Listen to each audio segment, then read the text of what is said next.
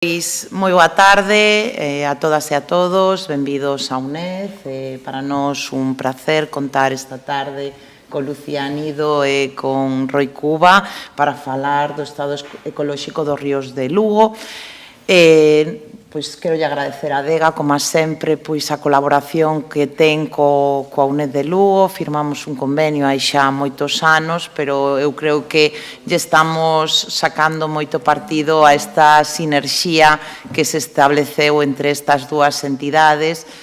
Pois unha entidade como a UNED na que nos preocupa moitísimo pois temas como a crise climática, temas como a conservación ambiental e o cuidado do noso planeta, e creo que compartimos moitas destas inquedanzas con a Adega, e o cal nos levou en moitas ocasións a colaborar ou a ter proxectos comuns, algo que, bueno, pois agradecemos sempre e creo que nos revaloriza a ambas entidades, a ambas institucións.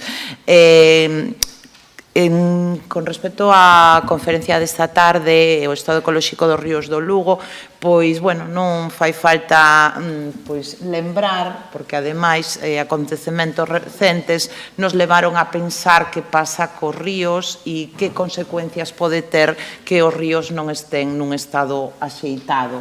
Así que creo que é moi importante esta renaturalización da que se falaba, que podería ademais frear estes cauces que a veces cando se desbordan poden provocar consecuencias que son desastrosas realmente. Bueno, encadramos logo estas colaboracións no proxecto Lugo Naturalmente, proxecto que xurdiu alá polo ano 2019, e co que seguimos moi comprometidas e moi implicadas. De feito, afortunadamente, tivemos a sorte de poder sumar a máis persoas para traballar en algo tan importante como o cuidado do noso planeta. Nesta tarde acompáñanos Roi Cuba Dorado, que é biólogo pola Universidade de Santiago de Compostela, especializado en organismos e sistemas pola Universidade de Vigo e divulgador ambiental. Comezou a súa traxectoria en Adega no ano 2013 e dende o ano 21 está á fronte da asociación como seu presidente. Para nós é un placer terte aquí. De feito, lembro que na primeira limpeza simultánea de ríos que fixemos, nos acompañaches, ademais nos fixeches saber da presencia de moitas aves que nos acompañaban mentras facíamos esa recollía do lixo, como experto tamén que eres no campo da ornitoloxía. Bueno, doutra banda, acompáñanos Lucía Álvarez Anido. Lucía é enxeñeira técnica industrial, especializada en química industrial, compartimos titulación. Lucía fixo o mestrado en Enxeñería Ambiental na mesma universidade, dende o ano 2019 leva traballando nos proxectos ambientais de Adega, e isto tamén nos fixo colaborar, e de feito agora mesmo tamén estamos implicadas nun proxecto de aprendizaxe servizo cunha asignatura que se chama Avaliación de Impacto Ambiental, que eu creo que tamén lle dá unha visión moi práctica ao alumnado de Ciencias Ambientais do que, bueno, podería ser esta asignatura.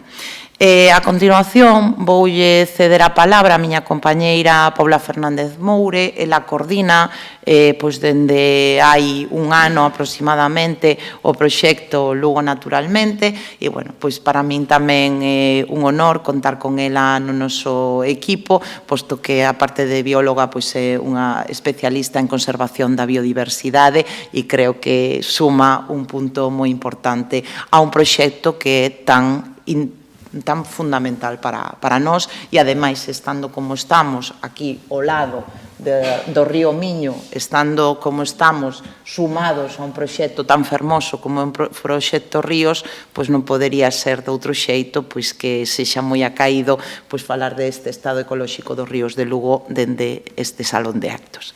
Cedo a palabra a Paula. Bueno, non vou engadir moito máis porque xa o dixeches todo moi ben, e por introducir un pouquiño a conferencia de hoxe, que tanto Roi como Lucía nos van a falar sobre o estado ecolóxico dos ríos, dicir que esta iniciativa, esta charla, enmárcase dentro do proxecto Ríos, que é xa unha iniciativa que levan, de ciencia cidadá, que hai que destacalo, ese voluntariado ambiental que fan as persoas que se suman, que leva xa unha década ou incluso máis recompilando toda esta información sobre a calidade ambiental dos ríos. Por iso, hoxe, o que van a facer aquí é falar sobre as principais problemáticas a que se afrontan estes ecosistemas, facendo fincapé no rego Segade, entre outros ríos, pois para transmitir un pouco á sociedade a importancia de conservar estes ecosistemas fluviais. Así que, para non demoralo máis, damoslle paso a Lucía e a Roi e cando queirades podedes comezar. Grazas. Moitas grazas. Benvidas a todas e moitas grazas por vir. Xa nos presentaron, entón xa podemos saltar. Tanto Roi como a min vimos de ADEGA. ADEGA é a Asociación para a Defensa Ecolóxica de Galiza. Podes poñer a seguinte diapositiva. É a Asociación de Cana, ecoloxista de Cana da Galiza. O ano que ven celébrase o 50 aniversario desde o seu nacemento. E parte da labor de ADEGA nace en resposta a distintas agresións que hai sobre o medio ambiente. A perda de biodiversidade, a eucaliptización, que agora vemos como se agrava con este proxecto de Altri. Aproveito para dicirvos que a Mani, que temos Mani o vindeiro 15 de decembro, e que entón, o traballo, a labor de ADEGA radica en esa reivindicación, esa defensa do medio ambiente contra distintas agresións que teñen. Ademais, tamén agora mesmo estamos traballando moi fortemente contra a vaga eólica.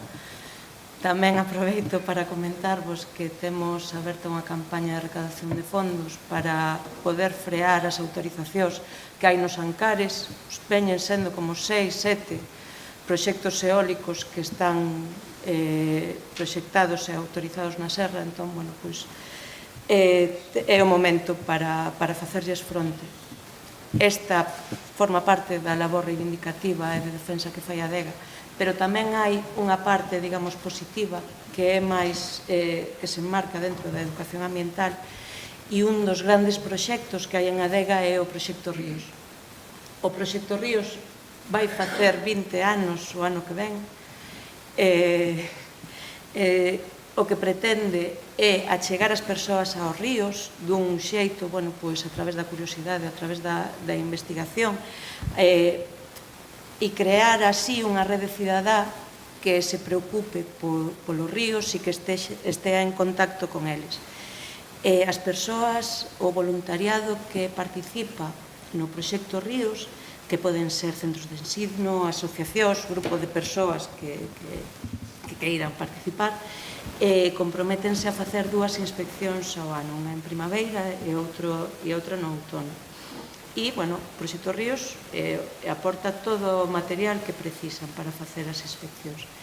E tamén enmarcado dentro do Proxecto Ríos, pois están as limpezas simultáneas que se fan unha vez ao ano, na que se convoca a toda a sociedade a participar unha data que suele ser en setembro, a chegarse aos ríos para facer as limpezas. Aquí nesta presentación está o visor, onde se suben todos os datos de todas as inspeccións que se fan, súbense a unha web e emítense os informes anuais do estado dos ríos para o tema das inspeccións, e para o tema das limpezas, pois tamén hai un informe con todo o resume de todas as limpezas que se fixeron. Esta imaxe simplemente para poñer en valor e de manifesto que os ríos non é únicamente unha canle pola que circula a auga. O río é o propio leito, o río é a ribeira, o río é a zona inundable, e está da nosa man protexela e respeitala. Se non se protexe, non se respeta na medida que se debe, pois poden acontecer sucesos e que poden ser cada vez con maior risco. E nada, era simplemente por isto de poñer ese manifesto que os ríos que é algo máis que unha canle. Vale, sí. Graciñas a Ana e Paula pola presentación e a Lucía. Ben, isto é a teoría legal, non? Pero quero que se entenda como algo moi práctico. Se entendemos só o río como unha canle de auga, estamos perdendo moitísima da funcionalidade que ten, dos servicios ecosistémicos que nos aporta, e unha parte fundamental é o bosque de ribeira. Como mínimo, esa zona legal que piden de 5 metros, bueno, nos pensamos que é funcional, canto máis extensa sexa, e así acontece en moitos dos ríos de Lugo. Aquí temos un mapa, máis ou menos do ámbito do Concello de Lugo, e somos uns afortunados de vivir aquí, porque o río Miño, no seu curso alto, é un dos mellores ecosistemas fluviais que temos en Galiza, posiblemente en moitos sitios do mundo, non?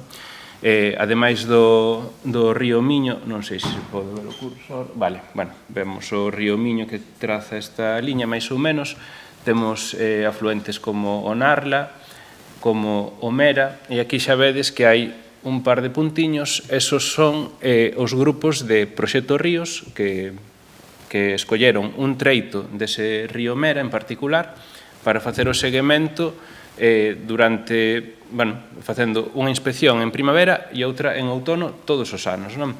Ademais, temos grupos por aquí, pola zona do río Rato, do Fervedoira, outro na desembocadura do Rato, e este que cae aquí é o rego de Segade, no que afondaremos máis. En pouquiño obxectivo desta exposición era darvos a coñecer os datos, os resultados que obtivemos de facer o seguimento repetido durante 16 inspeccións continuadas, vale?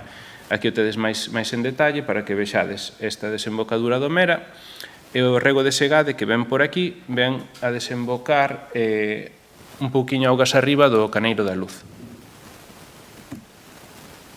Ben, dende que temos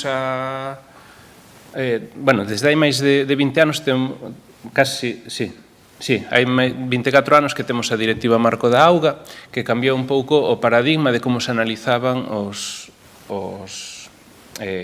a calidade das augas superficiais, non? Antes considerabas eso, o río como algo se cadra con un valor simplemente como canle de auga, pero a Directiva Marco de Auga incorpora unha cousa que son as medicións a través de bioindicadores para coñecer o estado ecolóxico dos ríos. Era unha demanda dos científicos, non? Vemos así cal é a súa calidade en comparación co que se facía antes, que era simplemente poñer un detector de contaminantes ou de certos componentes físico-químicos e vía. Bueno, foise incorporando a legislación estatal mediante a Lei de Augas e un dos seus regulamentos de desenvolvemento é o que establece os criterios de seguimento e avaliación do estado das augas superficiais.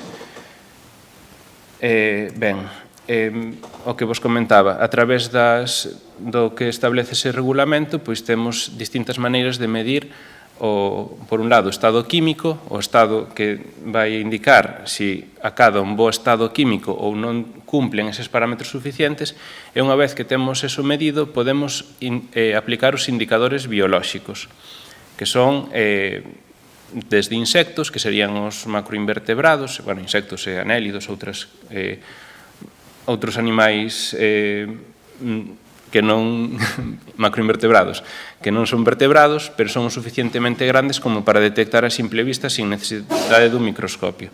E hai outros análisis con bioindicadores, como poden ser as diatomeas, nas cales necesitas un microscopio, un laboratorio, con macrófitos, que serían plantas acuáticas, nas cales tens que saber moito de taxonomía vegetal, ou con peixes que requiren a pesca eléctrica para capturar e para identificar todos os peixes que están nun treito determinado do río. Para a ciencia cidadá, temos os macroinvertebrados como un grupo fundamental para o estudo, porque son fáciles de coller e demostrarlles ás persoas que están na actividade en moi pouco tempo, con unhas claves sinxeliñas, podemos identificalos e vamos a dar ca comunidade que temos presente, vamos a dar unha indicación do estado ecolóxico do río. Hai outros indicadores postos no regulamento, como, por exemplo, medir certos contaminantes específicos para os cales necesitas unha técnica máis elaborada. Nos adaptamos algunhas medicións físico-químicas ao protocolo do proxecto Ríos para facelo dunha maneira sinxela. En Lugo, a Administración, que neste caso é a Confederación Hidrográfica Miño-Sil, ten estas redes de control dentro do municipio de Lugo. Bueno, vedes aí que hai 3 no río Miño, tamén están presentes no Fervedoira, no Mera, no Vilamoure e no Narla. Aí fan un análise da calidade da auga nos casos de ríos no seu estado bon ou moi bon, fano unha vez cada 2 ou 3 anos. E no caso dos ríos que necesitan vigilancia porque se detectaron verquidos ou outras problemáticas, teñen que facer unha vez ao ano, para que vexades que o esforzo que facemos dende o proxecto Ríos é o doble, polo menos, non? Que facemos sempre dúas visitas anuais. Ben, aquí imos a comezar co rego de Segade e vou ir presentando resultados. Hoxe non vou a falar moito da metodoloxía, así que podo dar algunhas pinceladas para que saibades como sacamos os datos, pero que queremos hoxe é mostrar a evolución que tivo este rego durante 16 inspeccións que veñen a ser os últimos 8 anos, vale? Ben, o rego de Segade, como vos comentaba no mapa, igual aquí se ubica mellor con un pouco máis de cor no mapa, pois é un pequeno río de uns 7 km de longitude que ven dende o sur hacia o norte, xúntase pouco antes do noso treito de inspección, que é ese que ven aí no recadro, procede da zona do Monte Picato, non? Pasa por Calde, tamén hai outro brazo que pasa por Esperante, xúntase aquí, e se pasades por esta estrada, que é a Nacional 540, que cruza pola Ponte Nova, e mirades indo hacia Santiago Ourense, se mirades hacia a vosa esquerda, moitas veces vese como unha cascada por ali no medio de carballos, pois ese é o rego de Segade, vale? Ademais, ese rego vai pasando por debaixo da estrada, fai varios cruces, é dicir, que está moi influenciado por esa estrada, e supoño que a elección de facer a estrada por aí é porque o río escolle tamén o sitio máis rápido para desahogar, non? Entón, bueno, o ser humano, pois, cando decidiu onde construir camiños en zonas montañosas ou con moito desnivel, pois, estropeou moitos ríos, como pode ser este caso. E aquí tedes a foto aérea do noso treito, que son casi 500 metros de longitude, fai unha curva e pasa por debaixo da Estrada Nacional. Bueno, realmente o trazado do río ven dende o sur por aquí. E isto é un esquema que fixemos, que é unha das partes do manual de Proxecto Ríos, ven como facer o teu esquema do teu treito. Entón, utilizando uns códigos bastante sinxeliños, podemos representar o que é o río, non? Vedes as masas boscosas, vedes edificios, estradas, isto indica unha ponte, por aquí hai unha canalización, bueno, hai distintas marcas para o tipo de hábitat que temos lateral. Bueno, escollimos este esquema do ano 2020, fixemos outros durante as nosas saídas, pero este en particular foi cando foi a pandemia da COVID, que foi a inspección de primavera, non quixemos deixar de facer a inspección por estar encerrados, entón o que fixemos foi dividirnos e facer cada persoa facía unha parte do traballo. Por exemplo, creo que Lucía fixera aí a reportaxe fotográfica e identificación de especies de plantas, outra persoa que foi Rubén fixo este esquema tan chulo, a min tocou ir a sacar os macroinvertebrados, repartímonos o traballo. En vez de facer esa actividade en grupo como facíamos sempre, pois mantivemos o esforzo dividíndonos.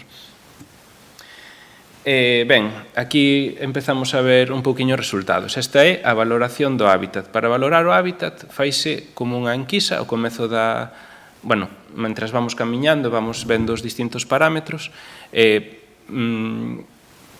Hoxe, bueno, quero dicir que vamos a presentar os resultados de uns 300 valores que medimos cada vez, en cada unha das inspeccións.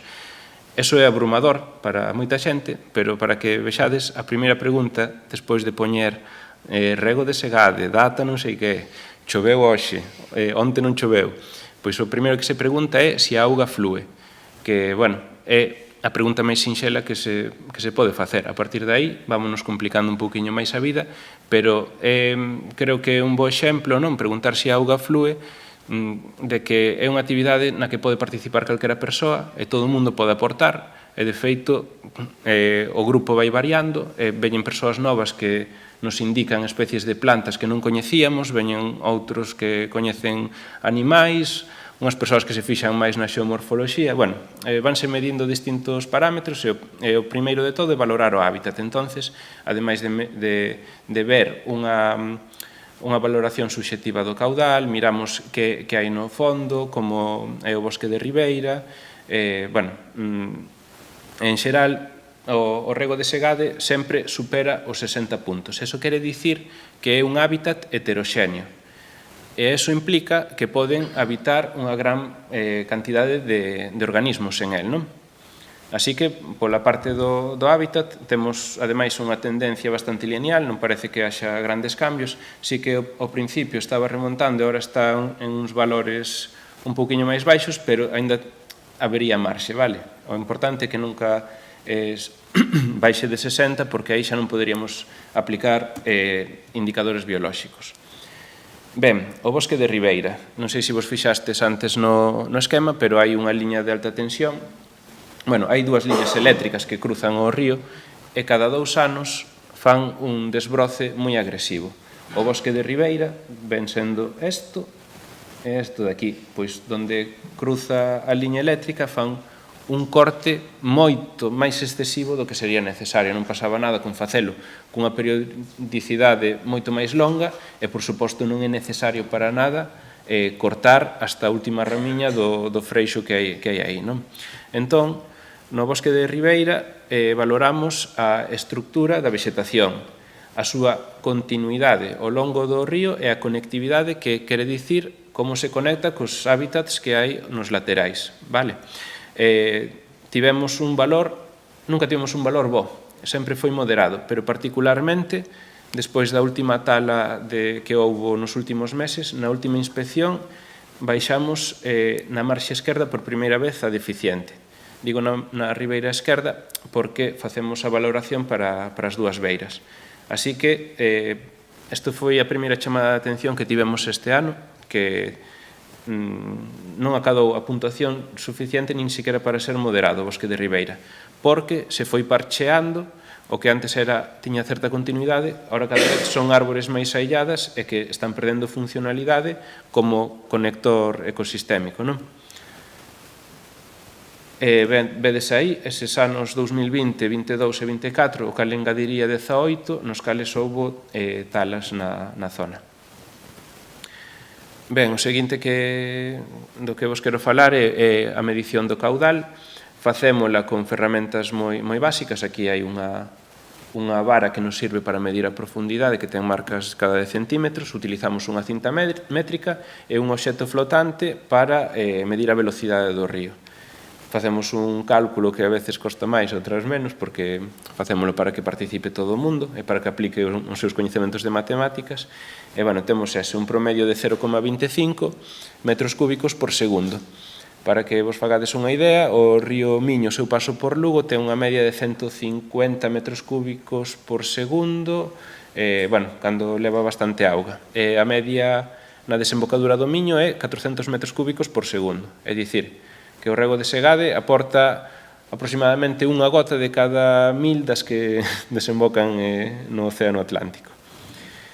E isto é os resultados, que foron super variados. Eso, en parte, pode ser lixeiros erros na medición, pero tamén hai que ter en conta que un río cerca da súa cabeceira está moi influenciado polas choivas que houve nas últimas horas, incluso.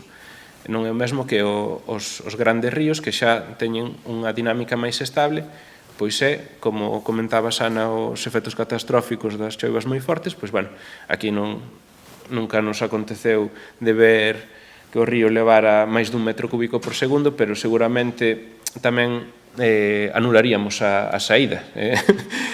E vedes en cores do gráfico, bueno, a percepción que fixemos nunha pregunta aberta, non? Entón,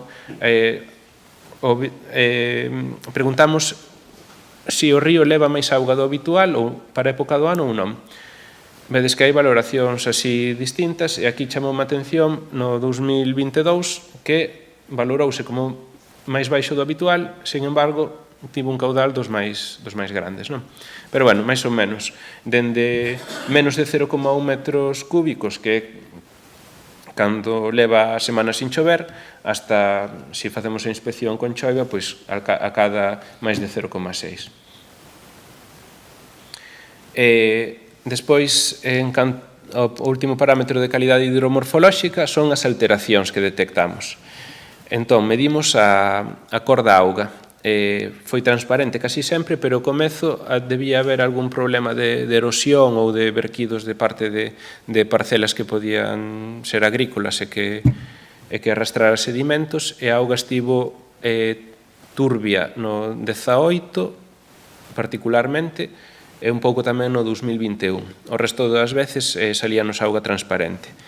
O cheiro da auga só foi... non detectamos cheiros menos nun punto ao comezo das inspeccións. No ano 2017 había un verquido, cheiraba a sumidoiro. E despois fixemos aquí puxen un inventario de todos os impactos que fomos detectando ao longo dos anos. Os bordes rozados son moi habituais, excesivos, non? Meténdose dentro do propio bosque de ribeira, non só das parcelas colindantes. Hai recheo de cascallos, que eso é casi permanente, porque quedou no propio leito do río. As canalizacións son permanentes. Os verquidos, a veces, son imperceptibles, outros anos hai. As escumas, que poden estar ligadas a ese verquido, ou poden ser de orixe natural, porque, por exemplo, as escumas poden ser derivadas dos fosfatos. O polen das plantas ten bastante fosfato e pode haber escumas de carácter natural. Hai colectores, hai, nalgún caso, erosión, e houve un ano que vimos glifosato moi cerquiña da beira do río, pois no borde da estrada nacional. Ben, en canto aos usos do solo, os que predominan son os naturais e os urbanos e industriais. Hai poucos usos agrícolas e forestais. Temos de naturais, pois é bosque de ribeira, prados relativamente naturalizados, que ademais, en función da súa orientación, pois ten unha vexetación que varía bastante. Temos unha zona aí de xaras que é un pouco sorprendente, como se estivéramos aí no Mediterráneo. Hai zonas de matogueiras que son menos habituais que os prados. En canto a usos agrícolas, refírense tamén a se hai plantacións. Bueno, atopamos que hai esas talas, pero non hai árbores plantados de forma lineal, como unha plantación convencional cerquiña do propio río, e a veces os campos están abandonados. E despois está moi afectado polas vías de comunicación e porque está ao carón dunha zona urbanizada tamén. Esta zona que vedes na imaxe da esquerda, pois é como unha área recreativa que puxeron aí, que tamén impide a conectividade do bosque de ribeira. En canto a residuos, poñemos aí a frecuencia de ocorrencia, hai plástico sempre, atopamos tamén latas que veñen moitas veces seguramente proceden de vehículos que astiran o seu paso pola nacional, é dicir, unha conducta reprochable que habría que cambiar, pero tamén apareceron outros residuos pois que xa hai que ir ali a propósito a depositalos, como son os entullos ou ferralla que aparece de vez en cando. Tamén nos preocupa que empezamos vendo como anecdótico unhas moreas de céspede cerquiña do río pero estáse empezando a convertir un punto como de acumulación, ou incluso tiran restos de palmeiras algún ano, céspede artificial atopamos, é dicir, restos de xardín que empeza a ser un pouco preocupante. En canto á contaminación acústica, é un ruído constante dos vehículos que están a pasar pola estrada, e contaminación lumínica pode afectar ao dos faros dos coches e tamén algunha pequena farola, pero, bueno, puxemos a intermedia. Isto é un resumo dos datos, vale? Houve veces pois que variaron, pero, bueno, o ruído sempre foi un factor que pode alterar as especies que habitan nesa zona. Pasamos á segunda parte do proxecto Ríos, que é medir os valores da auga, e comezamos ca físico-química. Bueno, aquí tedes a temperatura, que pode verse que hai unha tendencia á alza, a media é de 12, casi 12,5, se non me equivoco, e, bueno, os últimos 2 anos tivemos os valores máis altos. Non ten tanto que ver co cambio climático, porque podría afectar unhas décimas, nada máis, sino máis ben co cambio de usos do río, porque se ti retiras os bosques, as árbores que lle dan sombra, vai haber unha maior insolación e vai se quentar máis a auga. Daí esa diferencia de 4 grados. Tamén depende un pouquiño da época do ano, pero máis ou menos solemos repetir as datas dentro do ano. E despois facemos estas medicións que son un pouco máis estético, de que teñan un gran valor, porque é a fotografía do estado nese momento da auga, non? Ti mides como está ese litro de auga que acabas de coller. O pH danos 7, salvo un par de veces que nos deu 6, vedelo aí, e despois temos outras medicións que facemos con uns reactivos que veñen en pastillas e utilizamos unha escala colorimétrica, que, sinceramente, non é o método máis efectivo para medilo, e danos uns valores de oxígeno moi baixos e de nitratos, pois, bueno, posiblemente saltaría se houbera unha contaminación por purins, pero sempre nos deu valores baixos, ou directamente ausencia de nitratos. Ademais, medimos a transparencia, que está un pouco relacionado a cor da auga que víamos subxectivamente, pois medímolo con un disco de Secchi, que é simplemente unha cartulina que se pon debaixo dunha botella, e vimos que os primeiros anos había sólidos en suspensión con recurrencia, e nos últimos 3 anos, afortunadamente, pois parece que a auga vai transparente. E a terceira parte, para min a máis interesante, é a dos macroinvertebrados, os bioindicadores que indican o estado ecolóxico do río.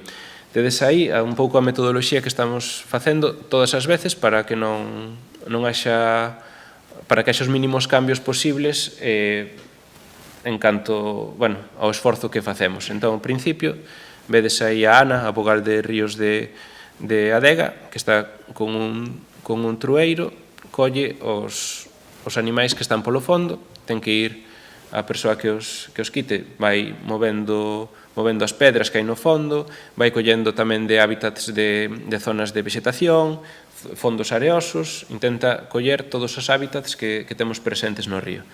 Pasámolos a unhas bandexiñas que neste caso son feitas con materiais reciclados, e despois na mesa, ou directamente no chan, con unhas pinzas, vanse identificando os organismos e pasando a uns tapóns máis pequenos. E aquí tedes, na parte de arriba, uns tricópteros, que son uns insectos que a súa fase adulta ten pelos, por eso se chama tricópteros, ten pelos nas ás, pero o máis interesante é a súa larva, que fai uns estoxos con pedriñas. No caso dos ericostomátidos, pois vedes que este ano atopamos un montón, puxémolos todos xuntos, e os ericostomátidos teñen categoría 10, é dicir, só aparecen en ríos nos cales hai unha calidade da auga moi boa, porque non soportarían certos eventos de contaminación. E abaixo tedes unha... Bueno, perdón, quería explicar dos ericostomátidos, eso, segregan como unha seda, como se foran as arañas, e van pegando pedras do mesmo tamaño para protexerse. Hai outros que utilizan outros materiais, como pode ser vegetación, ou cunchas de caracóis, ou incluso utilizan pedras para recrear unha cuncha dun caracol en forma de helicoidal.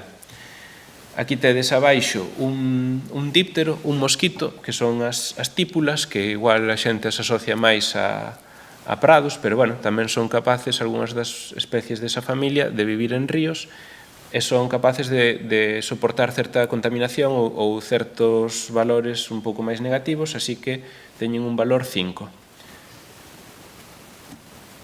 Ben, aquí tedes a evolución dun dos grupos que estudamos, que son as libeliñas, vale? As familias das libélulas teñen un valor de 8, están en ríos con bo estado. Axúdanos moito, a min agora analizando os datos, axudaronme moito a ver a capacidade de esforzo que temos de detección, porque, por exemplo, esta primeira que temos aquí, que é un calopteríxido, o Calopteris virgo, esa libeliña, o gaiteiro azul, de uns cores azuis metálicos fermosísimos, o adulto, pois este é a larva que sae dai, está casi sempre entre a vegetación, concretamente gustalle moito o pé de boi. Entón, cando facemos unha boa mostraxe da zona con plantas, pois soenos salir. Os libelúlidos, que incluen tamén os cordulegáster, están enterrados no limo. Só deixan os seus ollos e a súa boca fora da area ou do limo, á espera de que pase algunha presa para capturala co seu labio, que é retráctil. E hai outros, como os aésnidos, que están nadando entre as rochas, non? Entonces, bueno, co paso do tempo, as nosas habilidades como capturadores de macroinvertebrados vanse incrementando, entón o lóxico é que esa mellora técnica pola práctica é que nos vayan aparecendo máis odonatos, non? Sempre cando o río este en bon estado. E así o estamos a ver, cada vez é máis habitual que saquemos a maioría das especies de odonatos. E, sin embargo, aquí temos a parte negativa, porque aquí temos as efémeras e a familia dos septaxénidos, que é a que tedes aquí, que vedes que ten unha forma como de alien, non é nada malo, simplemente está adaptada, ten un corpo adaptado ás fortes correntes e vive entre as rochas no medio dos rápidos. Entón, vaise movendo lateralmente e se levantara un pouquiño, pois sería arrastrada polo río. É de categoría 10 e necesita augas superoxixenadas e non soporta certa contaminación. Entón, é preocupante porque seguimos sendo capaces de facer un gran esforzo, pero cada vez temos 3 ausencias recentes a pesar de mostrear moito nos rápidos.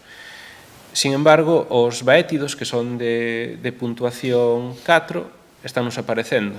Estamos aparecendo cada vez organismos de categorías medias ou boas, pero as de moi boa, polo menos na última inspección, tivemos uns datos un pouquinho máis preocupantes.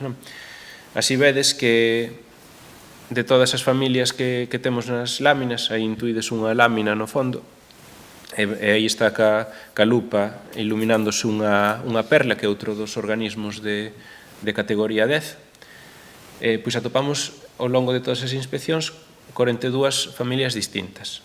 41 estaban na ficha e a última sería os helicosique, que son eses tricópteros que fan o estoxo con forma de caracol. E os resultados foron que na primeira inspección deunos como resultado bo, todas as demais moi bo, e na última baixamos de novo a categoría bo. E aquí tedes a puntuación media por taxón, que é outro parámetro que se pode medir, outro indicador. A media é de casi 6, de casi 7, e na última sacamos bastantes familias, pero a media foi de menos dun punto, un punto menos que a media, vale? Foi a puntuación mínima en canto a media. Aquí tedes a representación. En cor azul, os organismos que só poden estar en augas con moi bo estado ecolóxico. En cor verde, as familias representativas de bo. Amarelo, as de moderado. Laranxa, de eficiente. E vermello, as de malo. Podemos atopar unha familia de moi bo nun río que este en estado deficiente. Pode ser derivado que o río arrastrouna desde zonas nas que habitaba. Así que o que valoramos realmente é a comunidade, vale? Estamos vendo que nos momentos que se fan as talas, nos outonos do 18, do 20, do 22 e do 24, parece que os resultados que obtemos son peores. E precisamente cando se fan as talas é cando mellor acceso temos ao río e nos máis doado facer a collida de mostras, así que, bueno, un pouco preocupante.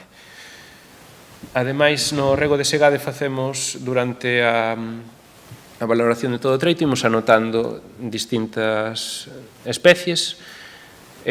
Aquí tedes o que recollimos. Van, xunto cas de macroinvertebrados, van máis de 160 especies, é dicir, levamos 16 inspeccións, queda así un pouco redondo, que cada inspección detectamos 10.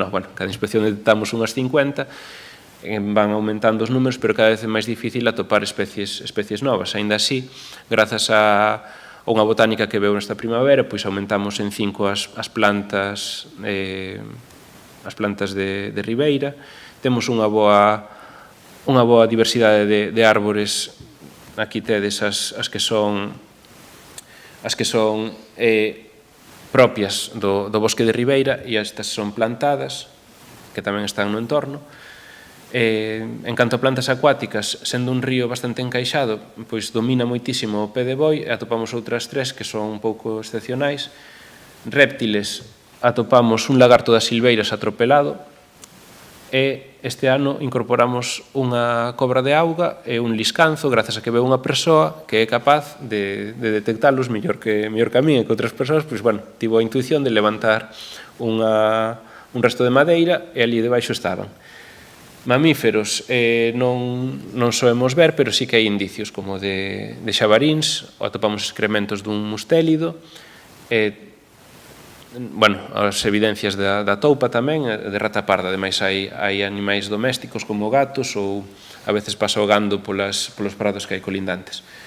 Anfibios, estamos moi escasos, podería haber varias especies máis, pero, sempre van a ser as que estén ligadas a ambientes de augas rápidas, porque o río vai bastante rápido, non? Entón, por exemplo, tritóns é difícil que estén, non temos charcas no entorno. E peixes, só atopamos unha vez unha troita. En canto a aves é bastante máis variado. Na última inspección apareceu-nos a garza real nos prados conlindantes, pero temos 45 especies rexistradas na zona. Algúnas como o merlo rieiro bastante interesantes. Quería comentar simplemente que en canto a especies exóticas invasoras, afortunadamente non é o principal problema do rego de segade, pero temos un par de manchas de budleia, a flor das bolboretas, e topamos tamén outra especie que se chama Coniza canadensis. Houbo unha vez que marcáramos a erva da pampa, pero despois revisando fotos e os datos parece ser que foi unha confusión de especie. E de fauna atopamos vespa velutina nas últimas 3 inspeccións, ata o momento non atopáramos nada. E, estes son os datos do rego de segade. Continúas ti con esta parte? Pois, como se falaba antes, o proxecto Ríos, ademais de facer unhas inspeccións, como a que acaba de describir Roi no rego de segade, pois tamén se fan as limpezas simultáneas de ríos. Participamos varias asociacións, a UNED, Coidemos Lugo, pois xa levan unhas cuantas edicións, desde revisando os informes anuais das limpezas. Entre o 2009 e o 2024 realizáronse un total de 19 limpezas no Río Rato, no Miño, no Mera. Participaron, mobilizáronse 241 persoas e retiráronse cerca de 10 toneladas de lixo. Aquí, se vos fixades, estas son máis recientes, nas seguintes imaxes, pois retirábanse lixo máis voluminoso, pois que xa o que comentábamos antes con Roi, que lixo que leva no leito, pois que levaba moito tempo, que xa tiña a súa solera ali na auga. Electrodomésticos, sillóns, rodas. Entón, co paso do tempo, vemos que este lixo vaise modificando. Antes había este lixo e agora o que estamos vendo é que hai toalliñas, produtos de higiene, condóns, compresas. É dicir, que consideramos que é lixo que provén do váter, que a xente tira polo váter. Entón, nós, con certa frustración, con bastante enfado, vendo que este lixo que estábamos retirando, pois que o que facíamos está ben e é moi necesario. Que pasa? Que volve a aparecer. Hai unha carga continua de todo este lixo. Entón, dixemos, que podemos facer para que non nos multen? Levarlles o lixo a quen son responsables. Entón, decidimos facer unha exposición na Praza Maior. Levamos todas as toalliñas, todas non, unha parte dos sacos de toalliñas que retiramos, un váter no medio, porque dixemos, tanto para sensibilizar a xente que ali pasa e que bota todo este lixo polo váter, e tamén a xente que pode ter responsabilidade, como é o Concello ou é a Confederación. Non descartamos levar os sacos ás propias administracións a ver se toman medidas de unha vez. Entón, vou facer un paréntese, porque aquí, claro, nós temos sabemos que provén dos váteres, pero como é posible que chegue o lixo que se tira por un váter, como é posible que acabe no río sin tratar? Como é posible que cheguen augas residuais aos ríos? Porque sabemos que se fixe unha inversión moi grande e temos unha pedazo de depuradora para 200.000 habitantes equivalentes, pero non chega todas esas augas non chegan á depuradora. Entón, vou facer así como un pequeno paréntese para explicar o ciclo da auga de forma moi rápida, o ciclo da auga na cidade de Lugo. Por un lado temos o abastecemento, a auga que chega a Lugo, a que abrimos do grifo, provén do río Miño, na zona da cea do Rei Chiquito, tómase a auga, bombéase a potabilizadora, que está situada ali, na zona de Adai.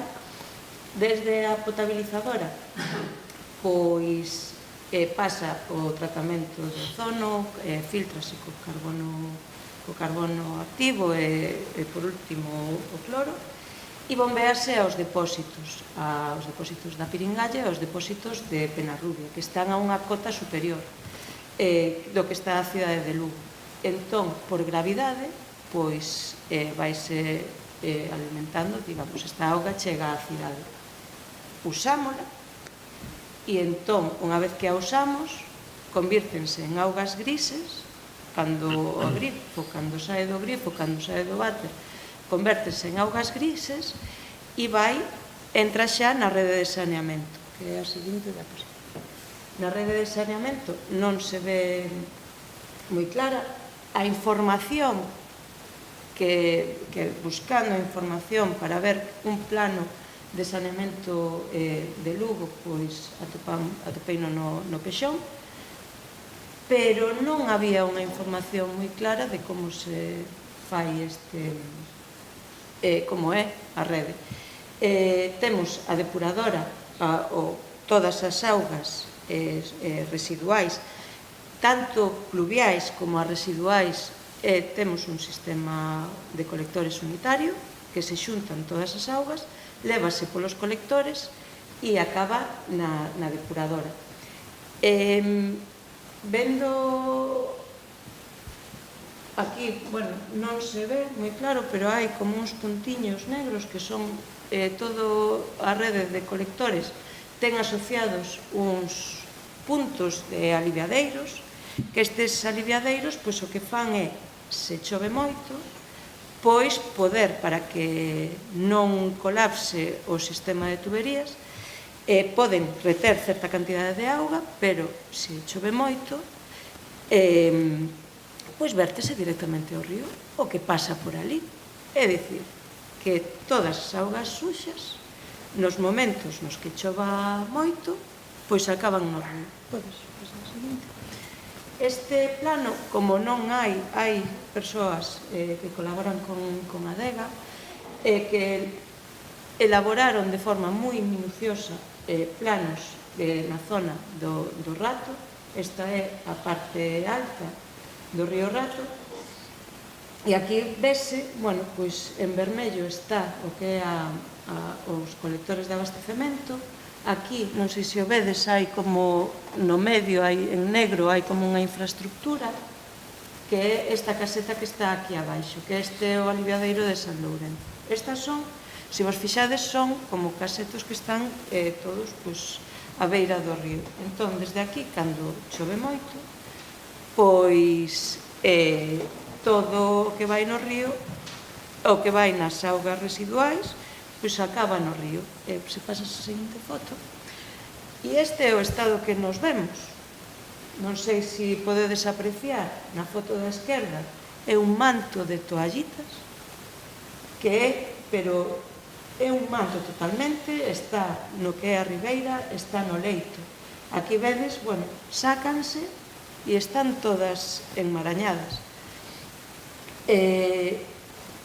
Claro, nos, desde aquí, pois, a ver,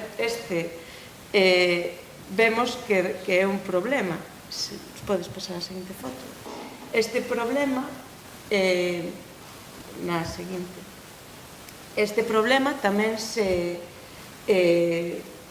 ve no plan hidrolóxico, no ciclo do 2022 ou do 2027 tamén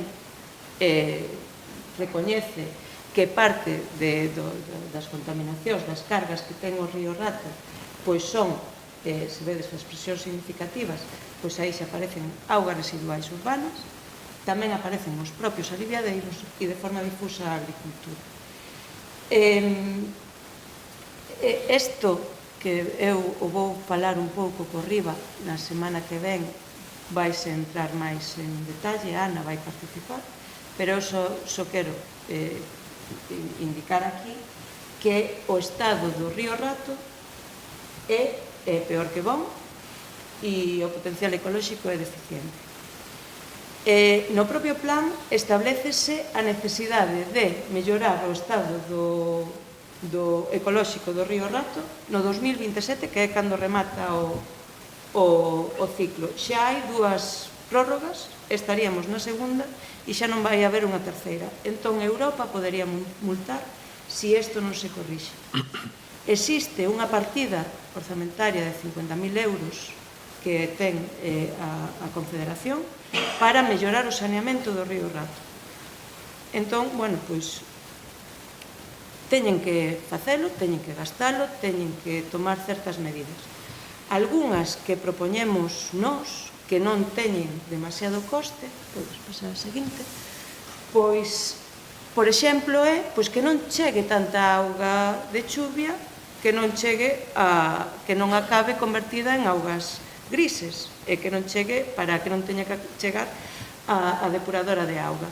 É dicir, aumentar as zonas permeáveis, xa por sí os pavimentos, facer pavimentos permeáveis, e hai como estas solucións que son os xardíns de choiva, que consisten en colocar en zonas onde baixa a auga correndo, pois abaixo, pois que haxa unha zona permeable que poda recoller esas augas, que haxa plantas que podan convivir en zonas acuáticas e que desta forma esas augas de choiva que poden ter unha carga contaminante debido a metais pesados ou a partículas, pois xa quedan retidas e filtradas no propio terreo e desta maneira estaríamos cargando os acuíferos.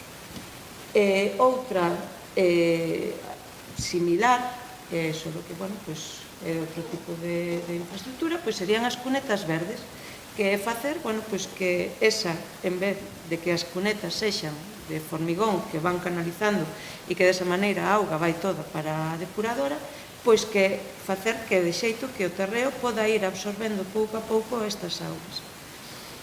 Outra das propostas que faríamos, bueno, pois, que xa é, digamos, no que é a reducción, actuar para que o lixo non acabe no río, pois é a instalación destas mallas que reteñen os sólidos e fan como un filtrado de todo o lixo para reter e que non acabe no leito.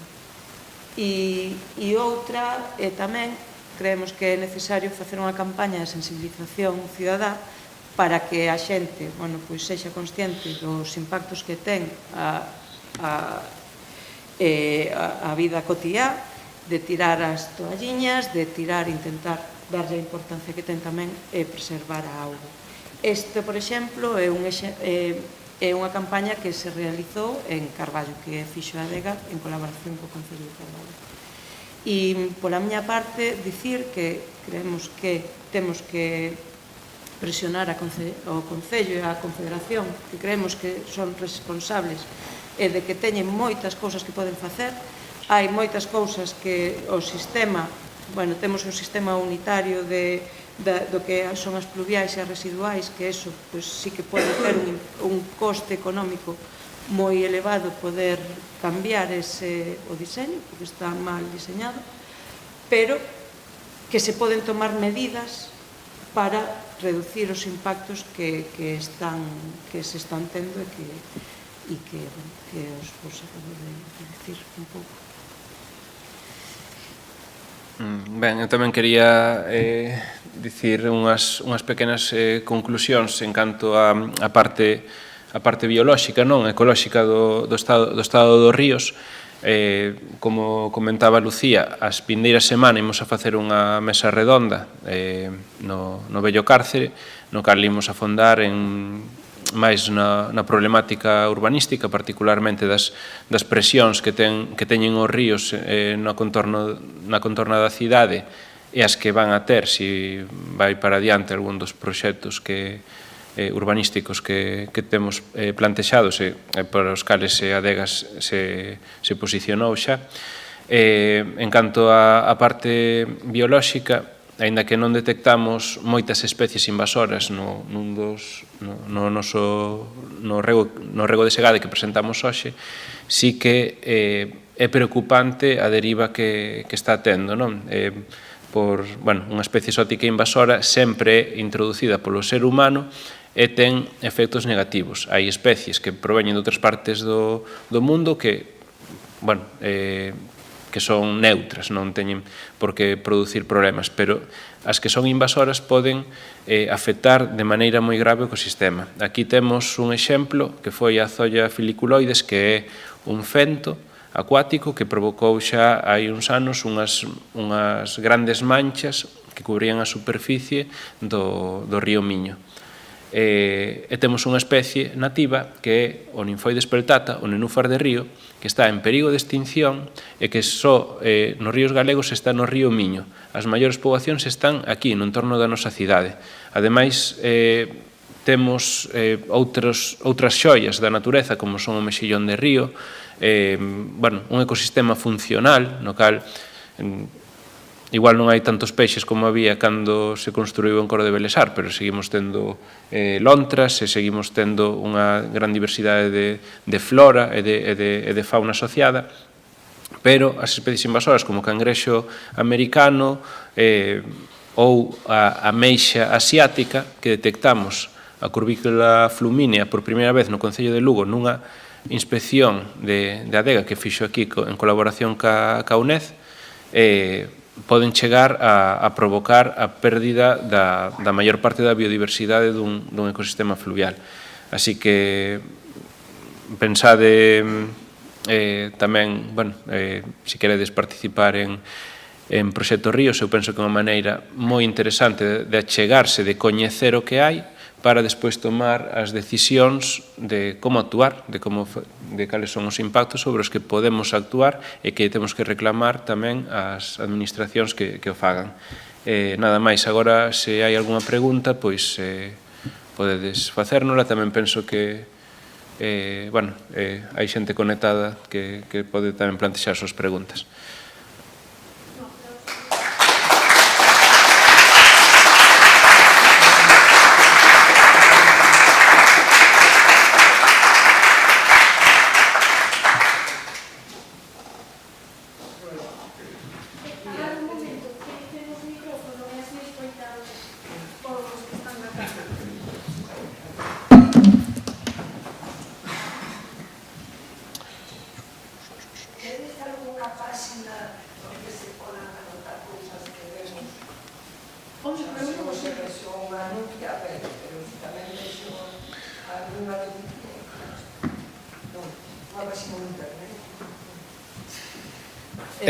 Bueno, a ver, o tema da observación de especies, agora mesmo hai distintas plataformas que se poden empregar.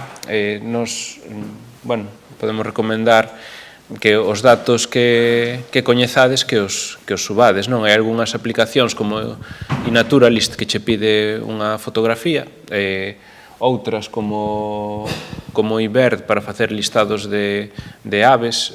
Fixemos, hai distintos puntos quentes de biodiversidade nos cales son recomendables para observar as aves. Un é aquí na Tolda, por exemplo. Entón, recoméndase subir.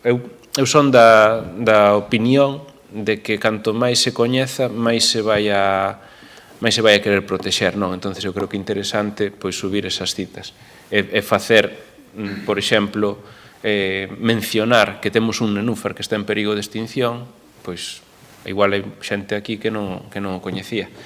En canto a denuncia ambiental, pois se vedes algún caso grave que non lo queredes, o lóxico é que actúe o SEPRONA, pero se non lo queredes tamén facer saber a adega, pois estamos tamén para escoitar e para tratar de axudarvos a ver como se pode solucionar.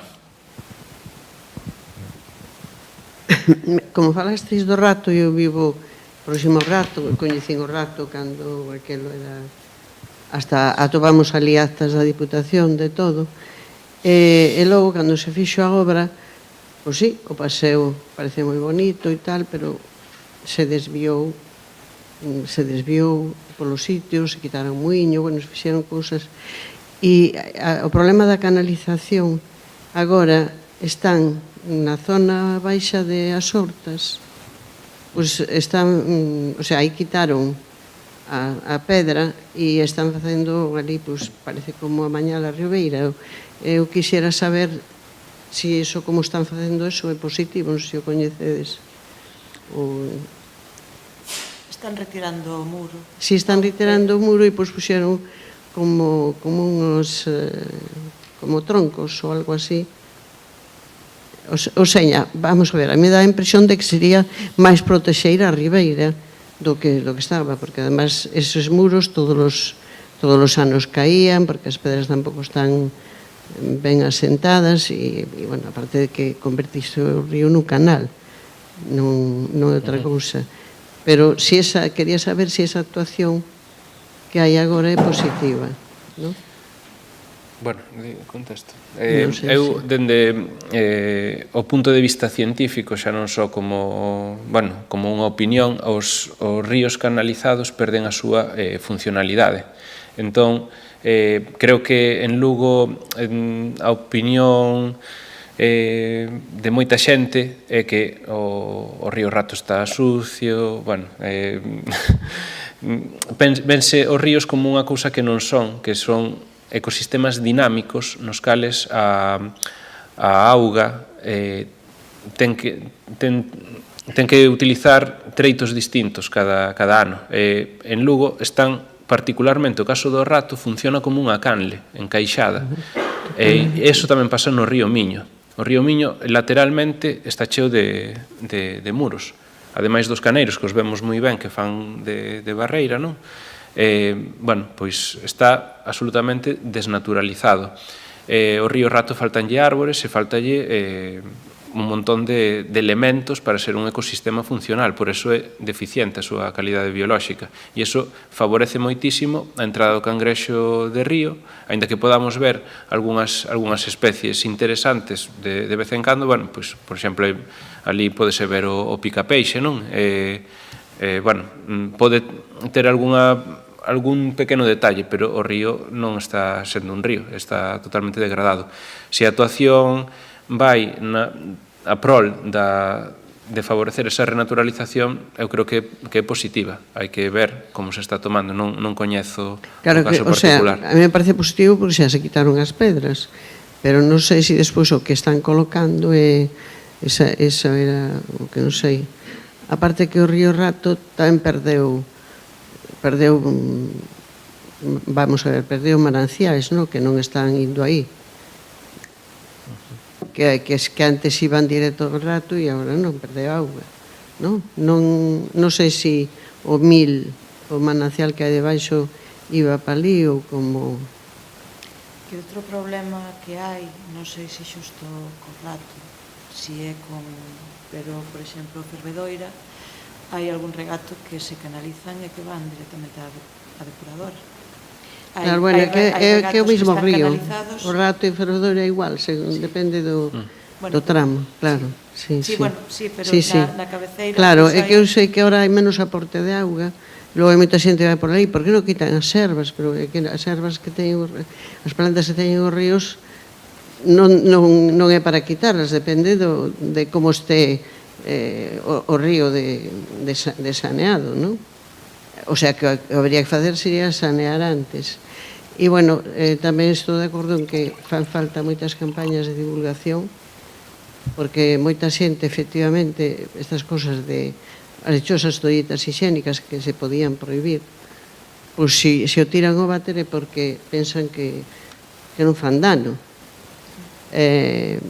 Agora creo que se van a recuperar as visitas escolares á depuradora de residuais.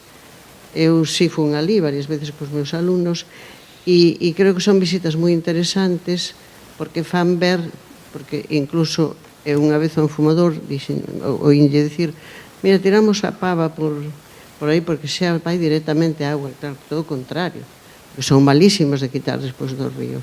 Entón, é moi importante incidir neso información, porque moitas veces non se fan con mala intención, sino simplemente por ignorancia. Sí, que, por exemplo, tanto o váter como as alcantarillas, a xente, pois, as cabichas, está na rúa e tira a alcantarilla. Pois é mellor que o deixes, se queres tirar, a ver, é mellor que o tires no cinceiro, pero se vas a tirar no suelo, pois deixo que o barran, que non vaya para a auga. Hai alguna pregunta máis? Pola web hai algo? Non? Vale, bueno. Pois moitas grazas aos dous, penso que os resultados que amosachedes hoxe son moi esclarecedores da ameaza que se afrontan os ríos. Eu quería preguntar unha cousa, porque o que comentabas ti agora, hai moita xente, escoiteillo dicir a moita xente, que hai que limpar os ríos, como se estuvesen toda a biodiversidade que teñen fose suciedade. E claro, eu cando falo con esta xente atópome, porque hai xente pois que vive na aldea e está acostumada pois a, non sei, a desbrozar e a facer o que fan coas líneas de alta tensión. Entón, non sei se vos atopaxedes nesta situación algunha vez e como lle facedes fronte para concienciarlles de que o río hai que limpalo de toalliñas, pero non da súa biodiversidade. Sí, creo que antes deixei o plantexamento a medias. Claro, o que hai que limpar do río é o que non debe estar no río, que son restos que botamos os seres humanos, os nosos residuos. Pero a vegetación non non hai que limpar por un valor estético. É dicir, nun río van a medrar espadanas se non hai árbores. Vai haber máis algas cando a luz do sol incide directamente sobre a auga. Entón, se ti estás desbrozando unha e outra vez, esas plantas anuais van a volver a sair o ano que ven, e realmente igual o que tens que facer é deixar varios anos, ou polo menos un par de anos, que un salgueiriño, un freixo, un amieiro, empece a medrar por aí e empece a darlle sombra, non? Entón, bueno, se vemos as fotos do bo americano, os ríos non teñen bosque de ribeira porque se aproveitaba hasta o último metro de terra. Eso que fora anterior non significa que fora bo. Creo que a dinámica xeral é que os bosques van gañando un pouco de espacio porque se están deixando de utilizar esas terras e eso pode servir de corredor fluvial, de corredor ecolóxico para un montón de especies terrestres, non só para as fluviais. Entón, bueno, eu prefiro disfrutar dun ambiente que está sano tanto para o río que pode soportar moitas máis especies e que vai a facer o servizo de depuración e tamén de control das avenidas, porque unhas plantas que están dentro do río, o que fan cando chove moito é un efecto físico que retén a auga, que a esparce para os laterais. Se temos canles, eso o único que vai facendo é coller enerxía cinética que cada vez é máis destructiva, e igual nese punto non o notan, pero augas abaixo vai a provocar unhas desfeitas tremendas. Bueno, aquí non estamos tendo temporais como os que tiveron en Valencia, pero no ano 2023, que foi un mes despois de que fixéramos o rexistro do caudal máis baixo do rego de Segade, houbo unhas choivas que subiu o río Miño, creo que 4 metros, unha cousa así. Foi o récord da estación de medición de caudal, máis de 1000 metros cúbicos por segundo levaba o río, e, bueno, eso pode ser tremendamente destructivo si temos todos os ríos como rato, porque vamos a provocar en vilas que estén cerca dos ríos auténticas catástrofes como que se viu en Valencia, non? Bueno, un aplauso.